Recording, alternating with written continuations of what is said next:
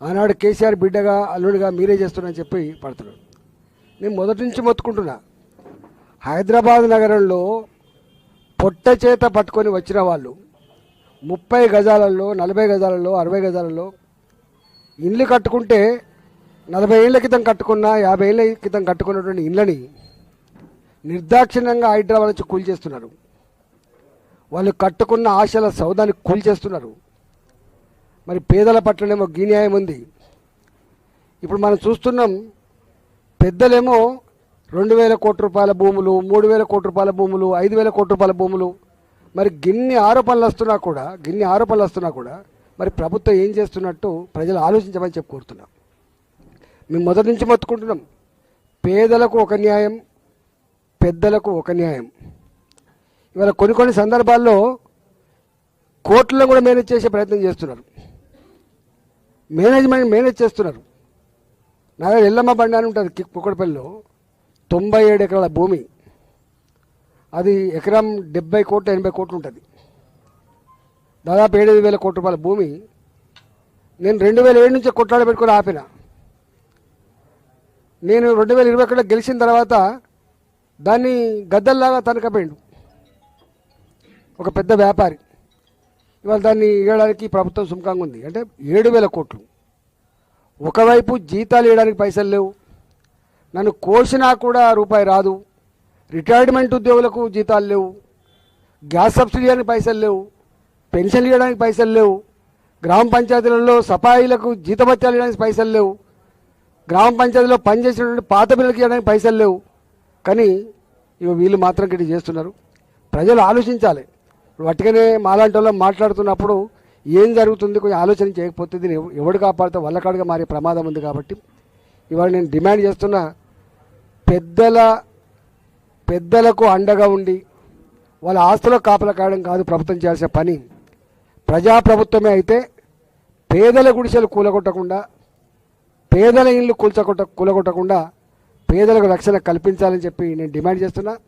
ఈ వచ్చినటువంటి ఆరోపణలు ఏవైతున్నాయో ఒక్కొక్కటిగా ఎంక్వైరీ చేసి వాటిని అన్నీ కూడా హ్యాండ్ ఓవర్ చేసుకొని ప్రజాపరం చేయాలని చెప్పి నేను డిమాండ్ చేస్తున్నాను. లేకపోతే ఇవాళ ఏమనరు, కేసీఆర్ కూడా గట్టినే చేస్తూ ఉంటే దబాయించి అదరగొట్టి మీడియాలో మేనేజ్మెంట్ చేసి ఆహా ఓహో చాలా బాగుందని చెప్పి చేస్తే ఇలా ఏమైందో చూసినాం. ప్రజలు గమనించమని చెప్పి కోరుతున్నా. ప్రజలు సందర్భం వచ్చినప్పుడు తప్పకుండా రియాక్ట్ కావాలని చెప్పి కూడా కోరుతా ఉన్నాం.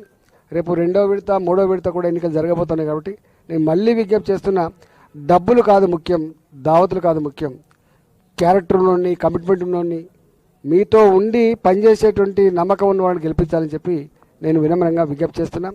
ఇవాళ హుజురాబాద్ నియోజకవర్గంలో మేము 25 ఏళ్ళుగా ఇక్కడ మేము పనిచేస్తున్నాం. సర్పంచ్ ఎన్నికలైనా, ఎంపీటీసీ ఎన్నికలైనా, మున్సిపాలిటీ ఎన్నికలైనా, జెడ్పీటీసీ ఎన్నికలైనా అన్ని ఎన్నికల్లో మేము పార్టిసిపేట్ చేసినాం. అంటే ప్రత్యక్షంగా పరోక్షంగా పార్టిసిపేట్ చేసినాం, గెలుచుకున్నాం. ఈసారి కూడా అంటే మేము 2 ఏళ్ళు అవుతుంది మేము ఇక్కడ లేమని చెప్పి ప్రచారం జరుగుతున్నప్పటికి కూడా మా మీద విశ్వాసం ఉంచి నమ్మకం ఉంచి మీరు గెలిపించారు. తప్పకుండా ఈ గ్రామాల అభివృద్ధిలో మా సర్పంచ్లకు తోడుగా నేను కూడా వాళ్ళు ఎంబడి ఉండి ప్రజలు ఏ నమ్మకాన్ని విశ్వాసాన్ని ప్రదర్శించిందో వాటిని వమ్ము చేయకుండా నడిపిస్తామని చెప్పి కోరుతా ఉన్నాం. గెలిపించిన ప్రజానికానికి వాళ్ళకు ధన్యవాదాలు తెలియజేస్తూ, మరీ ముఖ్యంగా ఇవాళ కమలాపూర్ గ్రామం 2,001 కోట్ల రూపాయలు ఖర్చు పెట్టిండ్రు.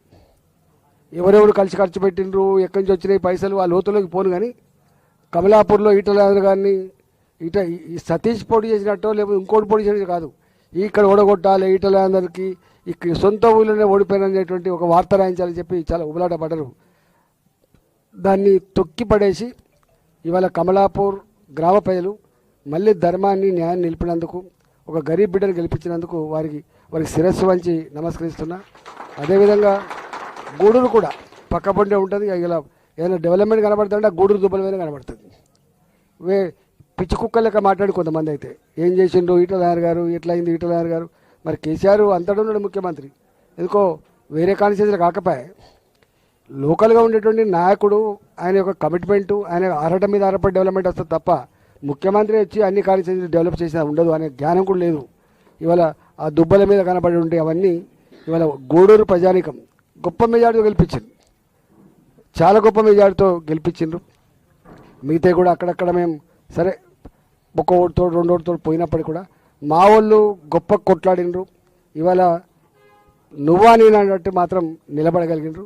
రాబోయే కాలంలో తప్పకుండా ఇలా వేనవంక, హుజురాబాద్, అదేవిధంగా మా జమ్మికుంట, ఇల్లంతకుంట ఈ 4 మండలాలకు 17వ తారీఖున ఎన్నికలు జరగబోతున్నాయి. కాబట్టి ఆచితూచి ఆలోచించి ఓటేయమని చెప్పి నేను విజ్ఞప్తి చేస్తున్నా. వచ్చే ఎంపీటీసీ, జెడ్పీటీసీ ఎన్నికల్లో కూడా తప్పకుండా ఇదే పద్ధతిలో మేము పనిచేస్తాం, కష్టపడి పనిచేస్తాం, గెలుచుకునే ప్రయత్నం చేస్తాం. మున్సిపాలిటీ ఎన్నికల్లో కూడా ఇదే పద్ధతిలో పనిచేస్తామని చెప్పి తెలియజేస్తా ఉన్నాం.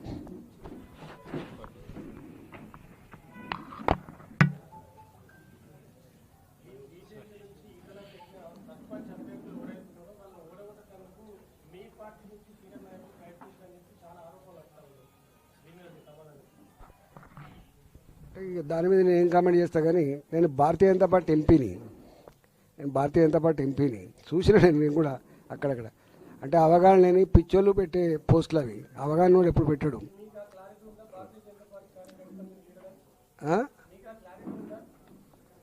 వాళ్ళు చెప్పాలి ఎవడు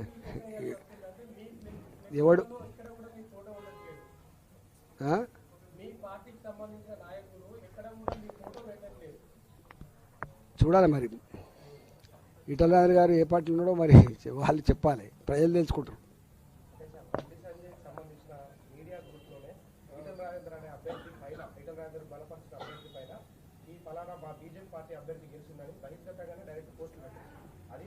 అవగాహన ఉన్నోడు చేస్తాడా? అవగాహన ఉన్నోడు ఈ మాట మాట్లాడతాడా? అవగాహన ఉన్నోడు పోస్ట్ పెడతాడా? అవగాహన ఉన్నోడు పెడతాడా చెప్పు. సరే, దాని గురించి తెలుసుకుంటుంది, పార్టీ తెలుసుకుంటుంది. సందర్స్ టైం విల్ డిసైడ్. అది ప్రజల మధ్యలో ఉంటుంది, ప్రజలకు అర్థమవుతుంది. ఎవరేం చేస్తుండ్రు, ఎవరేం చెప్తున్నారు, అవన్నీ ప్రజలు తెలుసుకుంటారు.